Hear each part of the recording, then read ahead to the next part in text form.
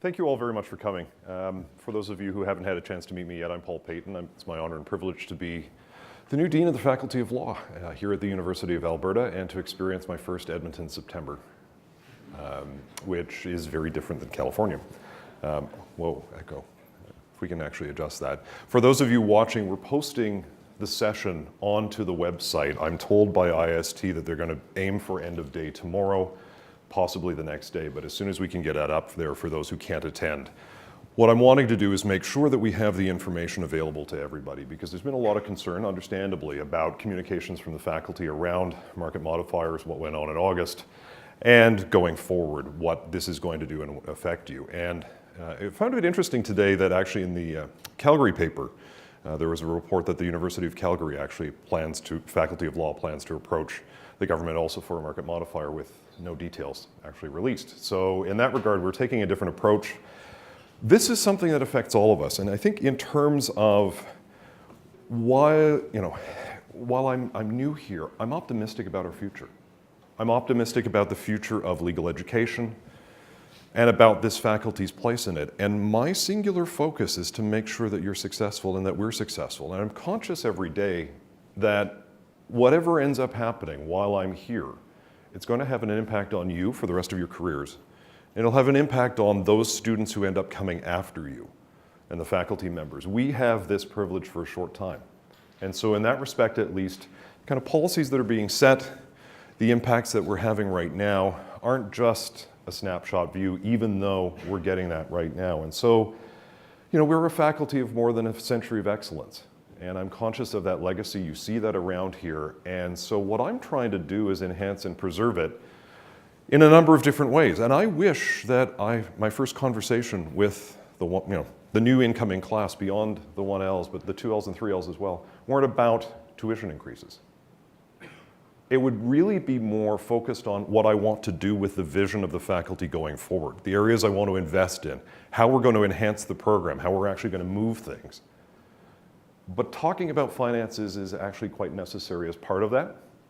And in terms of actually an open consultation with you about where we are in terms of the budget, where we are in terms of the proposal that I've brought forward, with consultation and a really productive dialogue and some changes that I've made to my original proposal, and to outline where I think things need to go forward. I caution as well that what's ended up happening, and you'll have seen this from my letter inviting you to the town hall, and also in the last week, that it was last Thursday, officially, that the government of Alberta issued a document from the Ministry of Advanced Education to the provost and to the universities in the province, inviting proposals for market modifiers. I'll go back and explain what ended up happening in August and all the media around that, but last Thursday was when I got official word about an invitation for proposals. Those proposals are due to the ministry on October 15th. The ministry indicates in the memo that they'll have a decision by November 17th. There's no guarantee that even if we put forward a proposal that has your support, which is what I'd like to do, that we will have it accepted. There's a history in this faculty that you might not be aware of. There was a proposal that went forward for a market modifier from the Faculty of Law with support from law students, and I think that's important, from law students, back in 2010, that would have moved tuition then from $9,500 a year to $12,400. It was rejected by the province. The University of Calgary's proposal, which moved Calgary's tuition at that point to $12,000 and change, $12,121 I believe it is now, was accepted. So there's a gap already and a differential there. And so in that regard, at least, there's a history of proposals moving forward and not being accepted. And so in terms of looking at increases, I find it interesting, people are focused on percentage numbers. I will go through and document where we arrived at the number that I've put forward in the proposal, but more importantly, what it actually ends up having the potential to mean for you as students currently, and mean for the future of the faculty. One of the things that again, you'll see all the media up there, and I did interviews back in March when I was coming on board that, why am I choosing Alberta? There's an energy and a potential here that I think is really unique. I've been fortunate to experience different law schools in Canada and the United States. and to live through the experience in the US of a law school that saw its enrollment shrink by 40% over the space of 5-6 years, where they were charging tuition in excess of $40,000 a year to support the rest of the university, in many respects, and to see a job market that actually contracted quite dramatically. Part of that was the California economy after the downturn. Part of it's nationwide, and if you're paying any attention to what's going on in the US, what you're seeing in the changing market for legal services isn't something that's unique to the United States alone.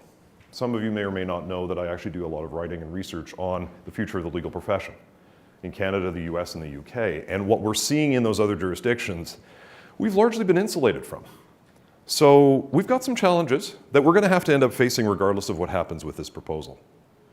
We've got some opportunities that I think live uniquely here to do better and more than others are doing in Canada right now, and to position you when you go out from here and for the rest of your careers to be better placed to secure jobs, to lead the profession, and to actually have a robust experience while you're here that you can look back at with confidence and security. So what I want to do in the time that I've got, and we'll leave lots of time for questions, is just do a quick overview to the changing legal market, what's happening in legal education, what's affecting us. I'll talk about the review of the competitive market in legal education in Canada specifically, because I think the students here, by virtue of a lot of effort on the part of faculty, staff, and administration for the last few years, have insulated the students as best they could from some of the most significant consequences of the recent changes. I come in from the outside, and people who have met me know that I speak plain. I think it's best to be direct.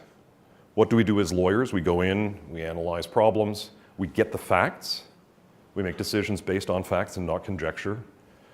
We try and come up with solutions for our clients, and then we move to implement. That's what we're needing to do here. So I'll talk about the recent history and the budget impact. I'll talk about the consultation and also my recent consultation with the LSA. I've invited Scott Meyer and his executive team here to be available as well. I'll give a few minutes when I'm done my presentation. There's an LSA town hall that's scheduled for next week, to which they've invited me for the first 15 minutes. So those of you watching this, there'll be an opportunity for direct engagement and dialogue at that time as well, and really for an open discussion amongst the students with the LSA about this proposal, about the state of affairs, and about how things need to move forward. Okay, so let's get into it. Lots of stuff going on right now in the profession. And the CBA, you may be aware, issued a legal futures report back in August. Lots of language. I'm going to post the slides up. I'm making all of those mistakes. Don't put that much text on slides. They tell me, well, I'm doing it anyway. But one of the messages from them is globalization and technology are transforming the way in which legal services are being delivered, and we have an access to justice problem. I'm doing a presentation in the States in November, and the ABA has locked up with an outfit called Rocket Lawyer, which provides online forms. People are accessing downloadable forms to get solutions to their legal problems. And so in that respect, at least, the competition's not just coming from other lawyers. It's coming from a complete transformation in the way in which clients are accessing legal services and the way in which firms are populating themselves and moving forward. So we need to be ready. And we need to be ready in particular in very different ways. Chapter 7 in that report talks about legal education. This is stuff that people have been talking about for years. One big emphasis, though, and this is something that students talked to me about when I was a candidate to be dean, was increasing opportunities for experiential education. I'm meeting with the Law Society of British Columbia in Vancouver next Monday. I'm meeting with the Law Society of Alberta Benchers next Friday. I've already been at a meeting with the Prairie Law Deans. What's happening in Ontario with Lakehead actually compressing articling into the 3 years of the program, what's happening with the Ryerson Law Practice program, what's happening in terms of firms putting pressures on the regulators to say, as they proposed in Ontario, get rid of articling, means that there's going to be increased pressure on the law schools to actually give you more practical experiences. I don't want to be subject to what they tell us to do. I want us to develop and build on what we have already, which here is robust, but doesn't reach enough of you.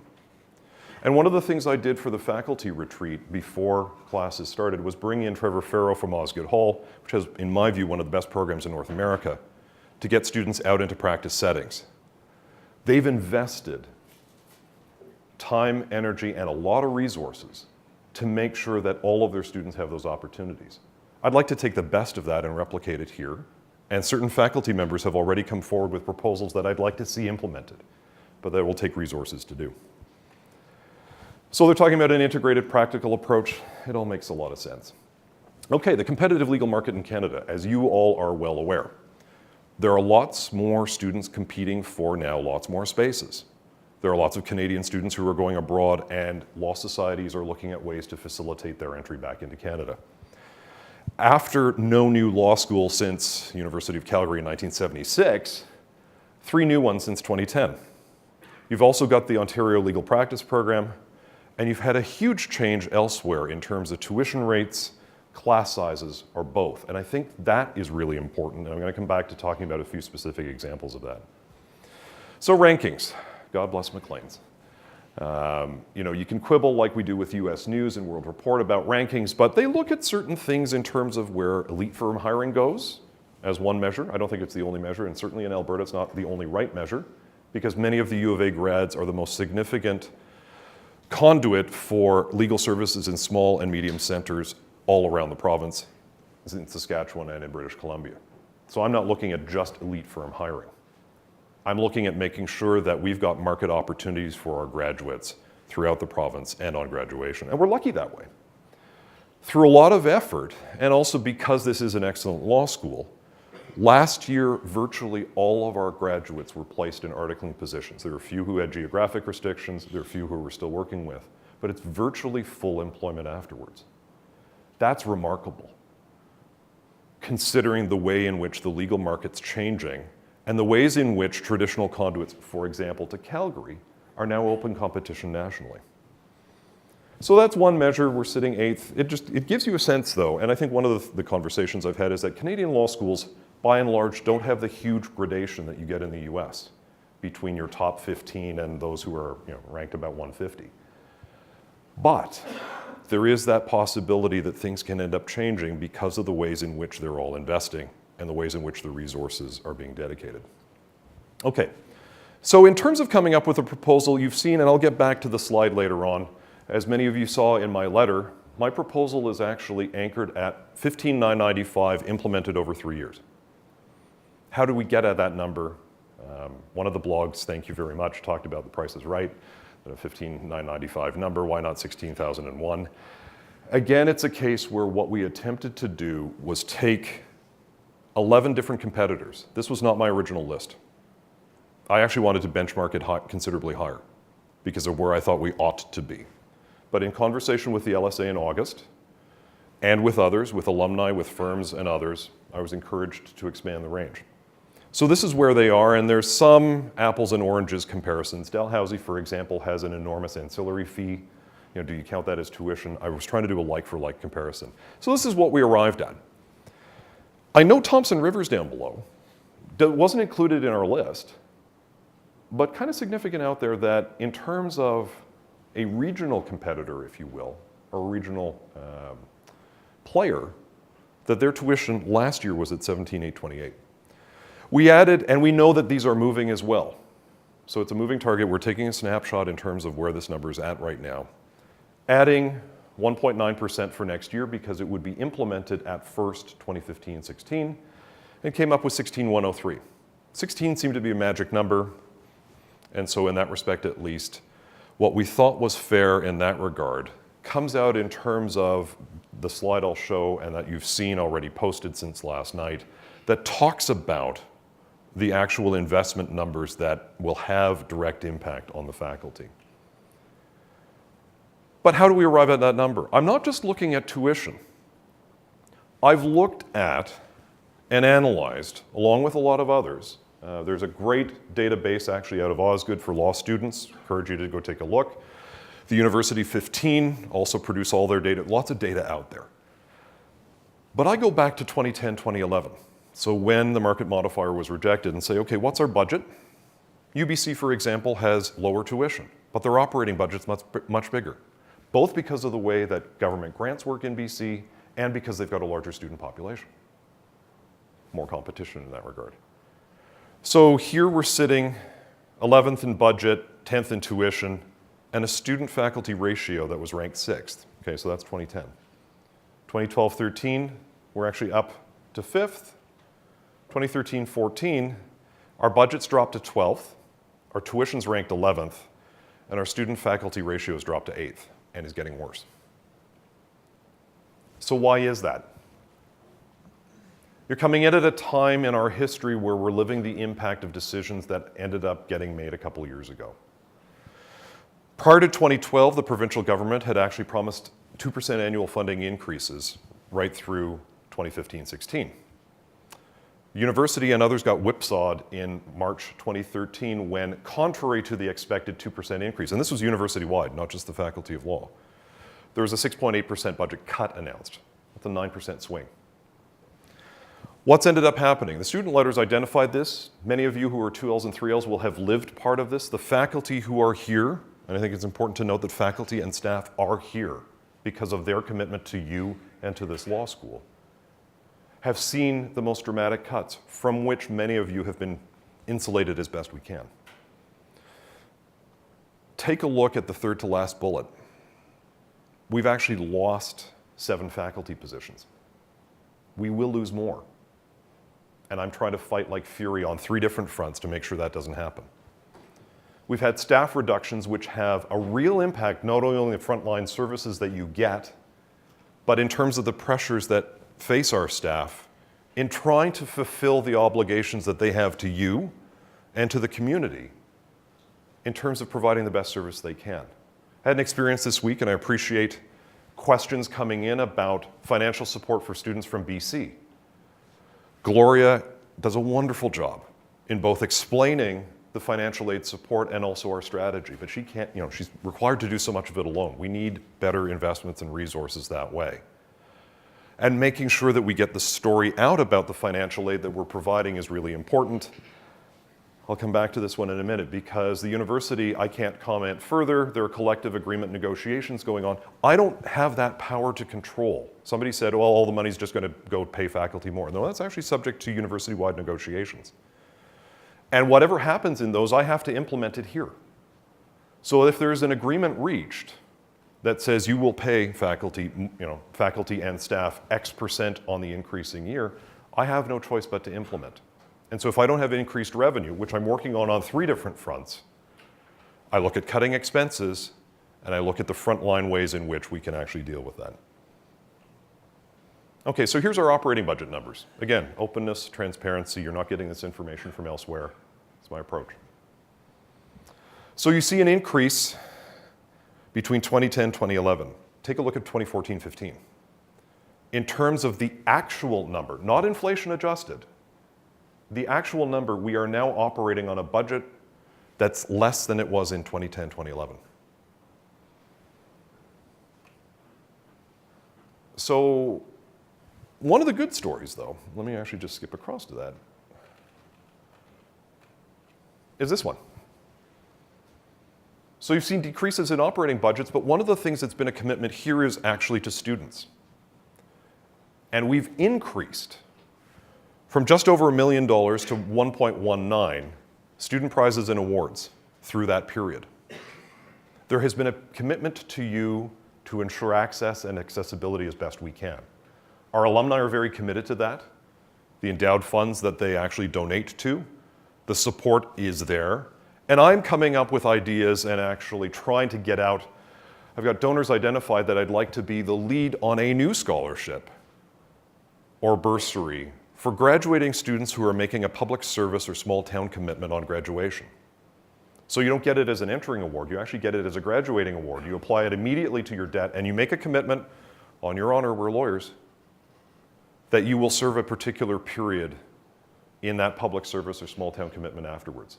So that your choice of career is not conditioned on, I need to go to a big firm because I'm going to incur more student debt. I've looked at student debt numbers. And these are independently gathered. The lessee survey is actually done across North America. And it provides some interesting insight in terms of what the students themselves are reporting about their experience here. So this goes back to 2011. And it goes back, I've got 2011, 2012, 2013. The question that gets asked specifically is how much educational debt from attending law school do you expect to have upon your graduation? I was shocked, actually. I'm somebody who funded his own way through undergrad, grad school, law school, and then graduate degrees in law. You know, neither of my parents had a college degree. My mother grew up on a farm near Andrew, where the family could only afford to send one kid to finish high school. And so in that regard, at least, you know, some people have talked about, oh, he's got a Cambridge and Stanford education. I paid for it. I got scholarships, I got bursaries. I worked really hard to make sure that I had that kind of opportunity. And so in terms of ensuring access, I know exactly what that's about. I've been really lucky. Canada has been extraordinarily wonderful for my family and for yours. And in terms of that kind of opportunity, this isn't the States. I've seen the US system, I've seen it when it works best, and I've seen it at its most insidious. And so in that respect here, look back at 2011, I thought, okay, what's going to happen over that period? So you're looking at roughly 20% plus, you know, 37%, 36%, 32% who have debt between $0 and $20,000 on graduation from attending law school. The numbers go up. 2012, at 0 is roughly 25% across all 3 years. 40% plus in 1Ls and 2Ls. So we're doing something right on student prizes and supports. Third year, again, slight dip in the first year. The numbers at the bottom of the page really worry me in terms of those few individuals who are making that kind of big commitment, $80,000 to $100,000 plus. But in terms of where we are, by way of debt loads, I'm focused on it and wanting to make sure that we address it, but address it based on facts and experience, not conjecture. So debt loads are going to be important. Ensuring access to the best legal education is important. Ensuring that you have that quality experience here throughout and that we can build on it is really important. What you'll see as well, and I just note this in the slides, I'm not going to fixate on it right now. I looked at salary numbers as well, because I thought, okay, I'm coming back to Canada, I want to see where things are at, and my apologies for scrolling through here. So what we've got is data, and this again comes from different sources and elsewhere, but it's worth reviewing. I took a look at 4 big centers where we're placing graduates: Edmonton, Calgary, Vancouver, and Saskatoon. I also canvassed around in terms of information for small firms and smaller centers. How are lawyers doing to make sure that we actually maintain that access? And the numbers are consistent and impressive. I've had dialogue with managing partners in Edmonton firms who thought that our tuition was $27,000 a year, who were under the mistaken impression that actually what we were charging was influencing the pressure that they were getting in terms of salaries. It's actually coming from Edmonton, not on Edmonton itself, but in Calgary, and Calgary's being influenced very much by Toronto. And so in that regard, at least, there's a complex out there, and that's why I say I'm meeting with the managing partners to explain the situation, and frankly, to get them to donate more. Because we don't get enough from them. We don't get enough from them. We don't get enough from alumni individually. That's the second prong. So that information's all up there. You can take a look at it, ask me any questions. Canadian Lawyer for Students this past spring did a kind of tuition versus salary, so you can get a national comparison that way. I've already talked about student prizes and awards. Okay, so let's get back to addressing the challenges. Got a number of different options, and so market modifier is one of them. But I have to prepare that if we don't get it, you know, what am I going to do? And so I've had to look at all of them in that kind of context and array. And please understand that the issues facing the law school, I am not placing singularly on the backs of students. It's 3 parts of the financial equation. Development and alumni support is a key priority.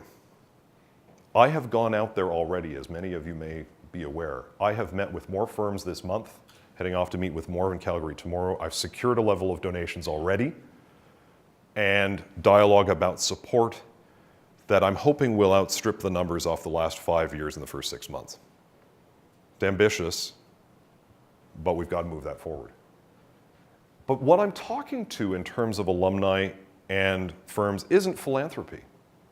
It's a value proposition. Why should they be investing here? And I can tell you what they're saying. We want our best students.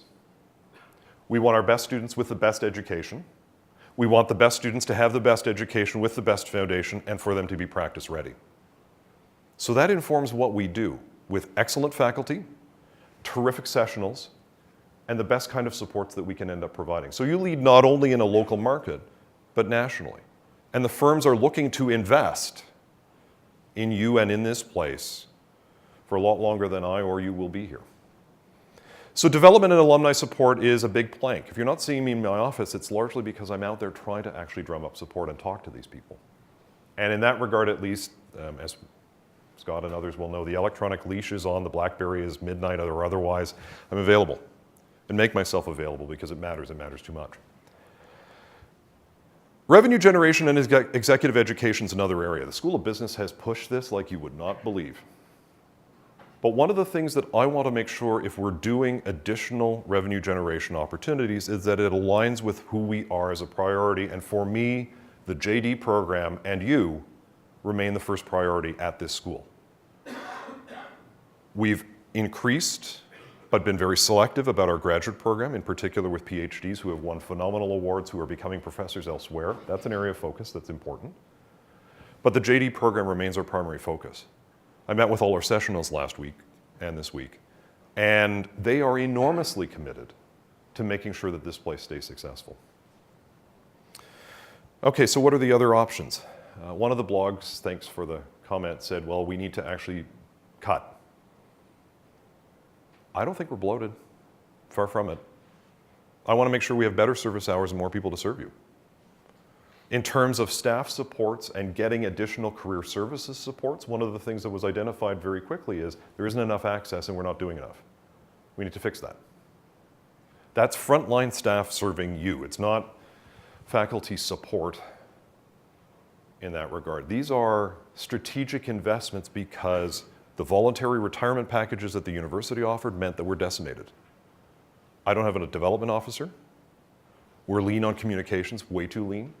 You know, we managed to get the new website launched, hooray, but it took way too long.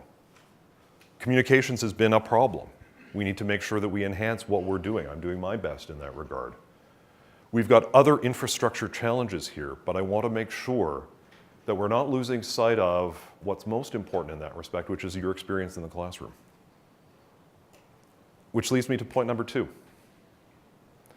One of the things that the LSA identified last year when I was interviewing as a candidate, reinforced through the summertime, and has reinforced at almost every meeting that we've had, is keep the class size, the entering class size, as it is.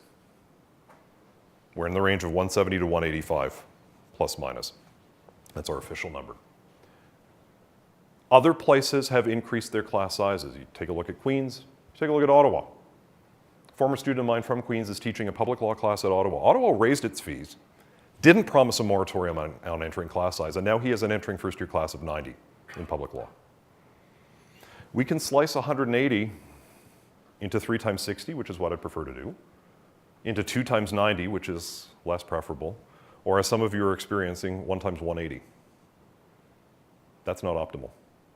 My first year down in the States, I taught a professional responsibility class of 115. It just means you don't get that kind of contact and you don't get the same quality experience. Seminars aren't 25, they're 45. To me, that's not a seminar.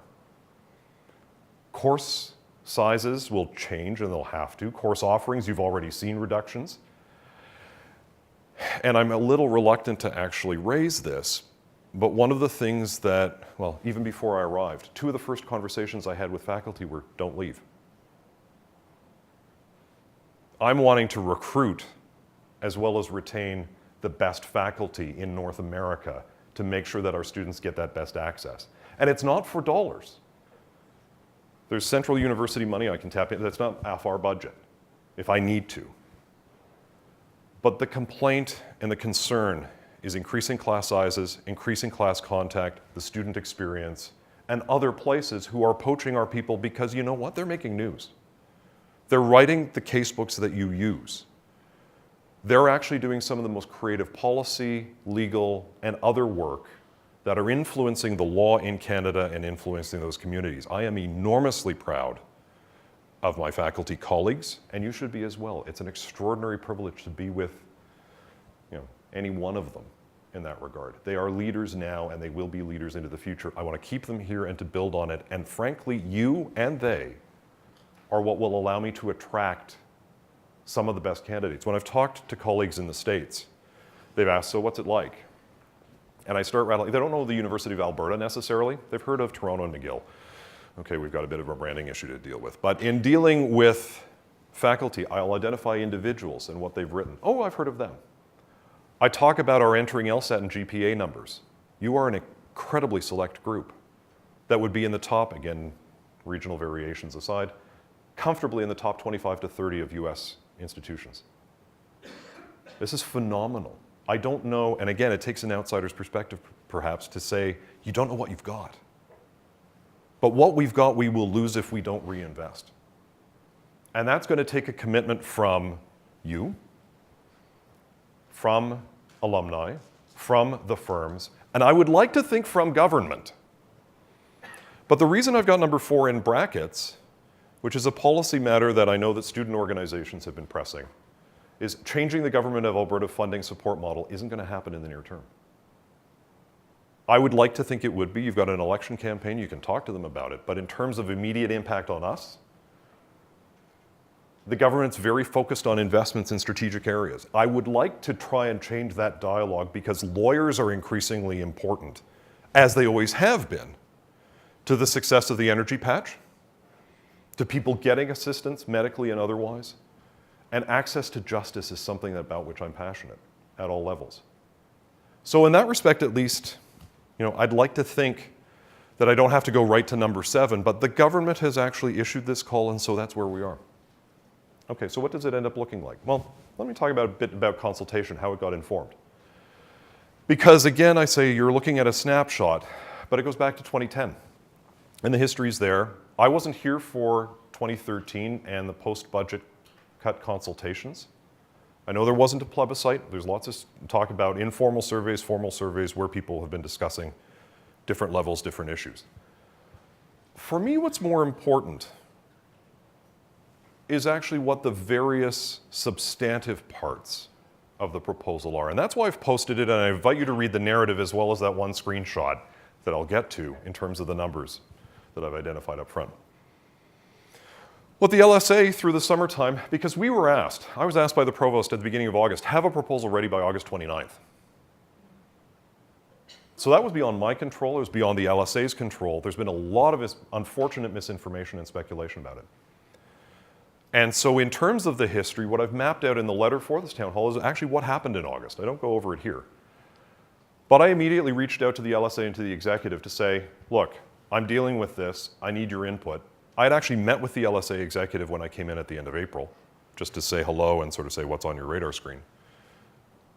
We reached out to the SU and met with the SU executive on August 10th. Now, they didn't tell us at the time that a CAUS policy, which I've also posted, precludes any support for any market modifier in any faculty. That's policy. So all of the complaining about consultation is kind of curious when you've got a policy on the books that says you'll never support it. So in terms of the dialogue with the LSA, it continued through the month. Both Scott and I made a presentation to the SU on the 19th, engaged in further dialogue about where things were at by way of the government, and we were ready to go for August 29th as requested.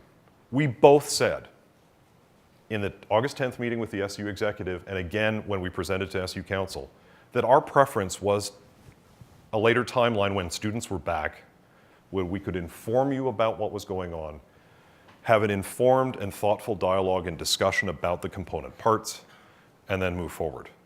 Well, we've now got that. So whatever the hallucination was in August, dealing with government in an election year during a leadership race is an interesting proposition. And so in that regard, at least, we were doing what was required of us through August.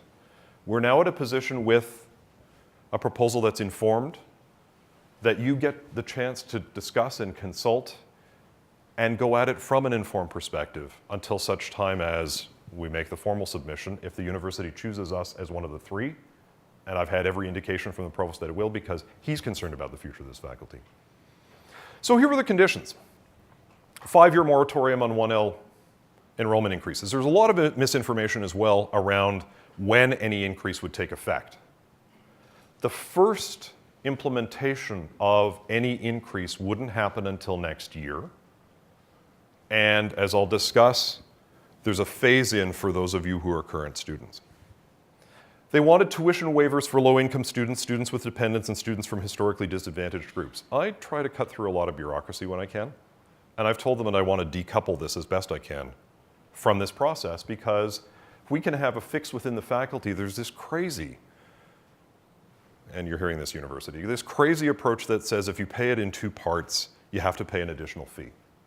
And the way in which the financial aid deadlines end up working means that our decisions are coming out after people have already had to take out loans to pay their first term tuition and then get it rebated later on. That to me doesn't make a whole lot of sense, and I'm trying to work on a process fix with Gloria's support, with others. I actually am chairing prizes and awards this year to both make sure I'm completely immersed in that and that we come up with a solution that will end up working. If I need to bursary the extra $40 that you're paying on as a sort of penalty fee up the front end, let's do that. I don't want to have to rely on the university's bureaucracy in order to be able to do it. I want to try and find a faculty-specific solution. Curriculum reform with strong emphasis on experiential learning. Absolutely. It's what I want to do. It's what I talked about in February. It's what I've seen work in the States. It's what I've seen work elsewhere in Canada. We need to make sure that we're doing better and more. We have some wonderful things going on already. Many of you who are involved with SLS, fabulous experiences. But we need to make sure that others get different opportunities, and it's got to be an integrated part of the curriculum in different ways. We're going to have a robust dialogue about what that means, but we need to start preparing for it now. More seats on Law Faculty Council and or the development of a new consultative model for student engagement on academic and financial issues. I hear you. But I don't think the LSA was aware that you already have the best ratio of any faculty in terms of student representation on the council. And I'm not sure that LFC is the right place for that. I mean, making sure that your representatives are there and prepared is one thing. If it means more dean town halls or an openness, I'm not so sure about me tweeting. It's probably a dangerous thing. But in terms of making sure that I'm informed and regular meetings with students, I hope you're already getting the sense that I'm out there. It's a different day and a different approach. Let's fix that separate and apart from a market modifier discussion. Elimination of the faculty membership fee, which you're using to support career services? Absolutely. I hate these sort of annoying one-off fees. You know, it's like dealing with your cable company and the additional packages. But you know, one of the things that is important is that it's symbolic, and I would like to see it eliminated because robust career services supports for you really matters. And then an emphasis on the development of mental health programming. Some of you may know I wrote about this in Lexpert last year, trying to get a dialogue going with the profession in Ontario and others around mental health and wellness issues for not only law students, but for the broader legal community. Again, I've decoupled this. I think some of it was related to let's get a week off in November. That to me, unfortunately, discounts the importance and severity of mental health issues for many of your colleagues and for many of your colleagues in the profession. I want to make sure that we foster a thoughtful, informed, expert-assisted dialogue about student mental health and preparing you for life in the profession. So what did I say in response? I said 4 years. Can't commit to 5. I'll give you 4, because that's when the cycle will end up actually going out, and we may need to talk at that time about what happens with class size. I said in terms of the tuition waiver payment issue, happy to work on a solution. An enhanced consultative model, absolutely. Significant enhancement of career services supports, trying to figure out exactly how that looks and what it's going to cost, but absolutely, that's where the reinvestment goes. Eliminating the faculty membership fee, yes. And then committing separately, from whatever ends up happening with this, to a focus on priority mental health issues. Okay, we've gone through the salary numbers, a couple of other things before I close it off. One of the things that's interesting about the different models, and people have asked about this, I'll go to the next slide first. The way that it has to work here, and this isn't something I set, this is a university informed by government policy, is that for any differential fee, including the one that you're already paying, 60% goes to the faculty, 20% is dedicated to student support specifically, 20% goes to the university central administration. I got an earful from a senior judge in town saying, why is the central administration lifting money off the backs of the students? Good question. Ask my boss. Talk to the Board of Governors. I don't control that, but it's an important feature. So I took a look at what was happening elsewhere, just so you know. And if you want to take that information forward, that's another fight for another day. But I think longer term, it's something that the university needs to address. Manitoba gets 100% of a differential fee. Toronto gets 90%, Osgoode gets 90%. We're at 60. 60 plus 20, depending on how you count. Okay, so what are the numbers? Here's what we came up with. And in terms of overall budget impact, I haven't done the total budget numbers. What I'm trying to do is actually put us back in a better place, but I'm really focused on where we're investing. So your current year, 1Ls are at 10,121 because of the way the course credits align. 2Ls and 3Ls are at 9867, plus minus depending on some individual variations. Basically what I've said is that for next year, the 1Ls, we're able to advertise to them, here's what it's going to cost. And if you're making your choice based on the cost of admission, we're still below the Canadian average, well below. We're increasing supports for prizes, awards, and bursaries. And so in that regard, at least, I want to speed up the process so that people know when they're getting their admission letter what kind of support they're likely to receive, so you can make an informed decision whether or not to come. I don't want the decision to be singularly financial. I want to make sure that people recognize that the University of Alberta is not the 8th best school in Canada, but belongs back in that top rank where we've been traditionally. And I'll need your help to get there. So for 2Ls and 3Ls, the phase-in's $2,000 for next year. I recognize that $2,000 for many of you is an impediment and a burden, and that's where the reinvestment in scholarships and bursaries and financial aid really matters. The other stat that I was given was that, again, we don't set the financial aid criteria. Any student who applied in the last 3 years for financial aid support who was deemed qualified got some, if not all of what they were eligible for. I'm proud of that, and I want to make sure that it gets maintained. So the phase-in would be, for those of you who are 1Ls and 2Ls, next year would be at 11,867. The 1Ls and 2Ls entering thereafter would be 15,995. I frankly expect that the Canadian average will end up moving well above that. We're benchmarking right now, and so in that regard at least, this is what I'm saying is there in terms of the allocation. The 3Ls, so your 3 years here would be 10,121, 11,867, and 13,867. Calgary's paying 12,500 now. So in that regard, at least, we'll end up in your third year marginally ahead of where they are presently, and not likely to remain if their market modifier is actually accepted. So all of these numbers are there, and what I've also done is said, people say, well, what are you going to do with money? So here's where the budget goes. What's the total differential fees? Note that in the current year, the student support allocation is just under $500,000. That's not enough. By the end of this, it would be over $1 million into direct student supports. Faculty allocation, which is things like the operating budget that will allow us to recruit faculty, to make sure that we're actually investing in additional curriculum, experiential learning opportunities with additional instructors, all of that can get covered there. And then you can ask the university what it wants to do with its $1 million. But I won't take that on. It's part of the policy that I'm dealing with. I've gone on far too long, but I want to close in terms of this presentation at least with a commitment to you that whatever ends up happening, I want to work with you to make sure that this Faculty of Law preserves and enhances that level of excellence that it's had for 100 years. The Chief Justice of the Supreme Court of Canada didn't just come from anywhere. And so in that respect, sitting amongst you are those who are going to lead going forward.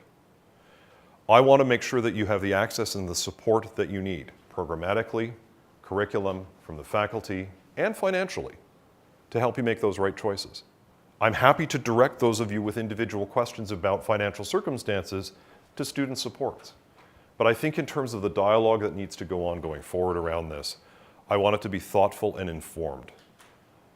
There is a whole lot of politics that ends up getting played around market modifiers, about tuition rates. I had a conversation last night with people about the Canadian Federation of Students' politics in the late 1980s when I was at the University of Toronto.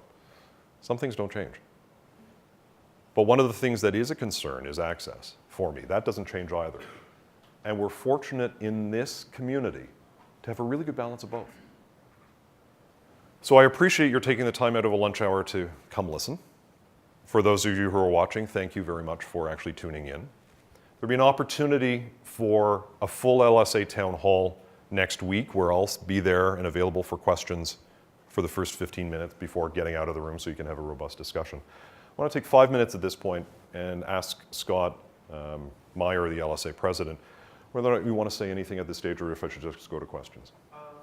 So just a quick note. You may want to come up just because we're recording, and if you can, not to sort of dissuade this from the audience, but just to make sure that we get it on tape for those who aren't able to be here. Thanks, Scott. So just a quick note about the LSA town hall. Sorry, at podium and podium mic. All right, awesome. Thanks, Scott. So just a quick note about the LSA town hall. So like that's a further part of the consultative process. So obviously a lot of today was like informing what the proposal about. So our town hall is going to be a lot lighter. It's going to be mostly discussion focused, and that's why we have Dean Payton there so next week. So you can think about what you've seen today, and then you can go online to the link that you've seen, and then you can ask them more questions there. Yeah. I appreciate that. And I think in terms of the blog postings and questions, the one, when are you getting rid of the ridiculous beard, is not one that I will answer by next week. It's amazing what people post, but no, it's a fair game. Really appreciate the kind of attention and focus that you're bringing to this. Because one of the things that I'm really proud of is that you're concerned about not only your own situations, but every conversation that I've had has been a concern not only individually, but about other students who want to come here, and about students who are actually going to be here well after we are as well. People are very proud and rightly proud of this faculty, so am I. And so coming in as the new guy, this isn't where I'd want to be in terms of the discussion. And I'm a little more blunt today and direct because I think the consequences are really important. But my message has been positive and optimistic. We'll find a way. And I want to make sure that we're enhancing career services supports, that we're investing in experiential learning, that we're making sure that you get better frontline support, that I'm dealing with any kind of administrative fixes we can, that I'm going out and beating the bushes for additional revenue. But a couple other things actually I want to clarify to sort of head off a couple of questions. Been asked a couple of things. So if you raise $1 million, does that mean we get $1 million on the operating budget? No. This university is like most others, where any kind of money that is raised, they put into an investment fund and we get a certain percentage out of those pooled funds. It's usually around 3.8%. So if I end up raising $1 million, then we're getting 3.8% of that. People have asked about scholarships. I've managed to raise some funds and actually got one policy rolled back where central administration was taking a 5% cut, which to me was a bit offensive. So if I've got a donor who wants to contribute about $25,000 to $30,000 to support a scholarship, that scholarship is $1,000. In terms of that legacy. So that's where some of those numbers come. I've also been asked about, well, you've got faculty retirements. If senior faculty member making obscene amount of money leaves, does that not allow you to hire 2 juniors making half the obscene amount of money? Number one, we're actually being pushed in terms of the amount of money. I mean, we're paid well. It's a competitive marketplace. No tag days required. But in terms of actually the way the university works, we've actually mortgaged a number of positions that have been taken as retirements. This is where you're insulated. We have a number of faculty members who are on post-retirement contracts that are going to end. And so in that regard, at least, I talked about a decline from 36 to 29. If there isn't significant change, it gets worse. And so in that regard, at least, just because somebody's retiring doesn't mean that I get to take that line and move it forward. I have to get into a negotiation with the provost about where our budgets are and where it gets preserved over the long term. The university's development office for a named chair wants a donation of $4 million. For a junior chair, $2 million. For a visiting professorship, $1 million. That's their numbers, not mine. And so in that regard, at least, I'm beating the bushes for this. I'm hoping that we'll get robust support. You want to name that sleeve? I'll sell it. We could maybe try a fundraiser in terms of shaving off. Well, no, I'm not going to even offer that. By way of brand identity, I think the cost is too great. But in terms of where the financial components go, you're all thoughtful and informed. And I want to make sure that if there are any questions about that, that it's there. I will make sure, this is not all doom and gloom. I'm an optimist.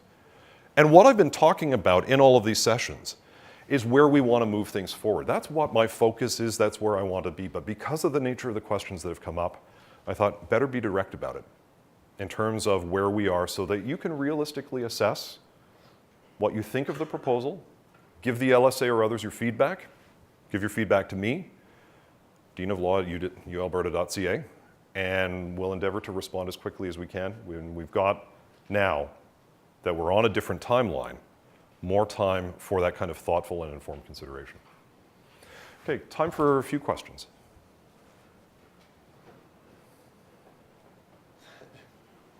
Yes?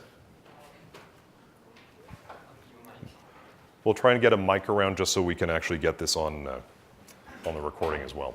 And I recognize that some of you have 1 o'clock commitments, so feel free to go if you need. I'll close it off in 2 minutes. And then I'll be available for questions afterwards as well. Okay, well, I guess I have 3 kind of comments on different things that you said.